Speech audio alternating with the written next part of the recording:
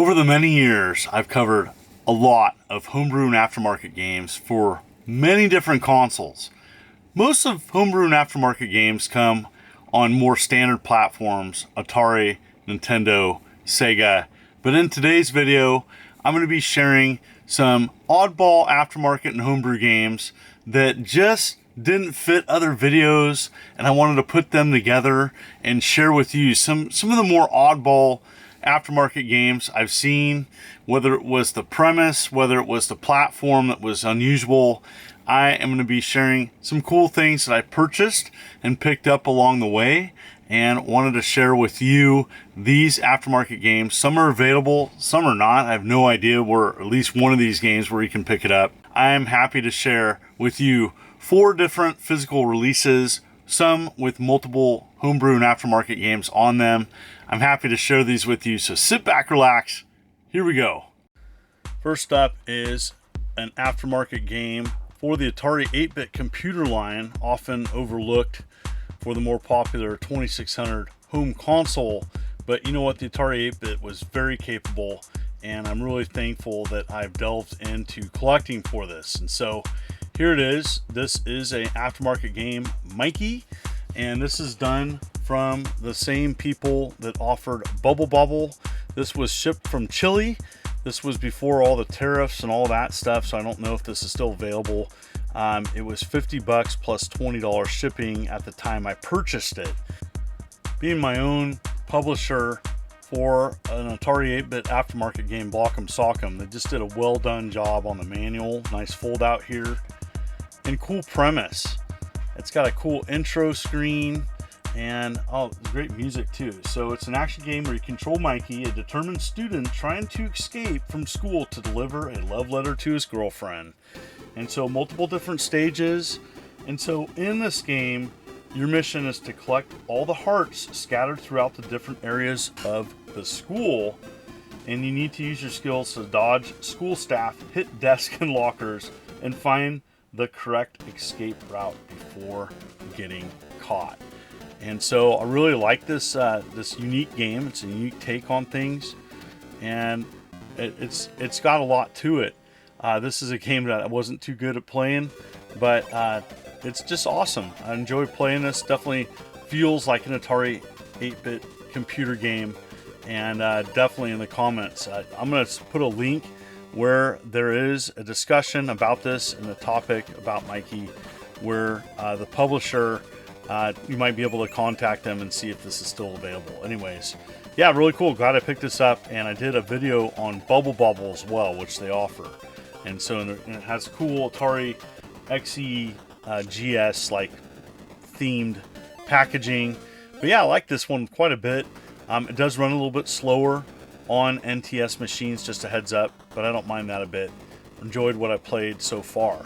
And so yeah, you just go around, and it's well programmed, and this was made, I think, in 2024, and we got permission from the programmer to publish it on physical. Pretty sweet.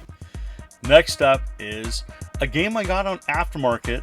So this came out in like 2016, and this is a twofer, and it's got essentially 2 homebrew games from like an Italian TI-99 users group. I don't know any information about this other than what was a little bit online. Mad Marvin's Great Escape, which has kind of a lunar lander kind of theme to it, and it also has Tex Turbo, which is kind of more like a Dr. Mario puzzle game. So these are well done, and I'm so glad I picked this up. I picked this up on the aftermarket Atari Age buy, sell, and trade. And here's Tex Turbo, just well done for a TI-99 game. Now, just to let you know, this doesn't run on a native TI-99. You need to modify your console to play aftermarket games. So that's the kind of the downside. You need like a 32K upgrade, I do believe. People more technical than me can comment on that in the comments section. But definitely want to know, where was this initially released? The website that was connected to this game I couldn't get to, so it's long gone. That's a challenge with some of these. So here's the other game on this release, and so it's pretty awesome. And so very sweet. It's like a lunar lander style game. Very cool. And you're landing on different platforms for points. You have to do them in order. Very precise control, but it plays very well. Really glad I picked this up. I thought it was well done, and yeah, was able to just pick up and play. And I have a really nice modified TI-99, a beige, an all beige unit, nice shape, that I got modified to play aftermarket games. I'm so glad that I did. I don't know how many stages there are, but really enjoyed this one. Next up is from the late Mindwreck Games. BT Garner, who was the producer of Mindwreck Games, did a collection of 4 different physical releases on disc. Passed away, unfortunately, a few years back. Rest in peace. And I got this from a friend, and I did purchase one myself as well. And I'm going to gift that to a friend of mine. But yes, this is awesome. So this is a collection 4. There's 3 other homebrew games. I thought I'd just show the most latest one. So it's Mindwreck Games Collection 4, and it has a multitude of different games on here, including an updated version of Implode, which came out over 20 years ago. So pretty cool. So Vax is the kind of the big main game on here. So pretty sweet. And for a collection, you can still get this on the aftermarket. I found a video game store that had it for sale for 20 bucks. So I'm going to put a link below for that. And so pretty awesome. You can still get this. And I think that $20 price point is perfect for these collections of mini games. And so Vax is probably the main game on here. And you're a cat and you're going around and you're going over these squares. And you have to go over all of them, avoiding enemies. And then you get teleported to the next stage. Pretty sweet. And you can speed up the introduction of each stage. But I found myself enjoying this quite a bit. I thought it was a pretty good aftermarket homebrew release. And there's not a lot of homebrew games on physical for the PC Engine Turbo Duo. And so I'm using the Analog Duo to capture this. It's a nice way of playing aftermarket games, especially on physical, booted right up, no problem. And so there's some other games on here. Tsar's Veshin. I don't know if I'm saying it right. It's pretty much Yar's Revenge, the PC Engine version. It's okay. It's not my favorite. You know, the graphics are pretty basic on these releases, but you know what? It plays okay.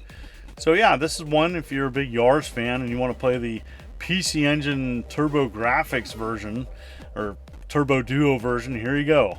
And so there's some other mini games on here. Slope Dope is another one. Just a simple skiing game. I wasn't too good at this, but you know, it's on here, and I think it's just kind of cool to see.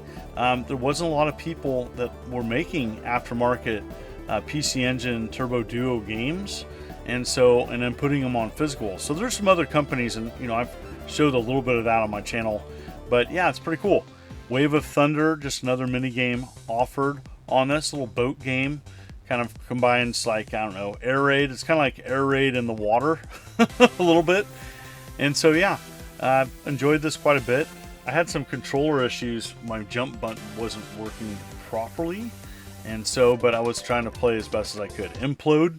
And so this to me reminds me of like Sega Swirl, and there's an updated version. This is a 2-disc game, and so Implode disc includes a few other mini games on here. So you're trying to take out as many colors together as possible, and so you have so many moves, and pretty cool. Humpball is kind of a take on Pong. I kind of enjoyed it, like a Pong volleyball, but I did enjoy this version of Pong. It's cute, and as a mini game, you know what, this would be simple fun. This would be kind of fun to have maybe set up at a convention or something for people to mess around with. Crash is like a Dodgem style, arcade style game, and again, just another mini game that was included on here. And I think collectively for a $20 price point, it's fine. And I think it was kind of neat to show these, as I didn't really have another video that I was planning on showing these games. And so this is a recent pickup. There's 10 copies of this left. This is, of all things, an Astrocade game. People, longtime followers know that I'm a fan of the Astrocade. It's like a console computer hybrid. Only 50 copies are made, and so I got copy number 41. I've been following this since it was announced, and this is a box homebrew game for the Astrocade. I don't think there's many box homebrew games. It's well done. The manual does have secrets, so I'm not going to show everything in the manual. It comes with a fold-out box, just like the original releases. Check out that. Really nice, well done, professionally produced aftermarket game, Lootera. And so I was not able to capture footage through my normal way of capturing. My VCR died, and normally I would capture. I plug in my Astrocade to my VCR and then put that through my capture card. But my VCR died, so I need to hunt down and get another one of those. But here we go. This is my white Astrocade. I haven't booted this up in years, and it still works. I was super excited. Here's that controller. It's kind of a cross between like a gun handle and a toothpaste knob that uses for paddle games, and then you use a directional controller on top. I haven't covered or shown my Astrocade in years, and haven't fired it up, so I wanted to make sure it was still working. So used kind of a hybrid flat screen TV that still had a bunch of inputs, and check it out, booted right up, no problem. I'm gonna just play on novice. And so the layout of this dungeon doesn't change, but there's so much to it, different colors and different items to collect. And so I'm not too familiar with the gameplay, just wanted to show it working. And there's different levers to hit, and you have a life and a loot meter, and so you have to go around checking out and picking things up, probably in a particular order. There's enemies and traps that you have to avoid. Really nice animations for an Astrocade game. It's often super overlooked as it's very fragile and obscure. A lot of people don't even know what an Astrocade is. Well, here it is running on native hardware. In the comments, please let me know what was your favorite that you like to see in this video, and thanks for watching. Man, this was a fun video to do. I haven't booted up my Astrocade in a long time, so I was just happy that it worked. In the comments, please let me know, what did you think of this video? The link is below for a few of these where you can still pick them up. Fingers crossed. One is almost sold out. And you know what?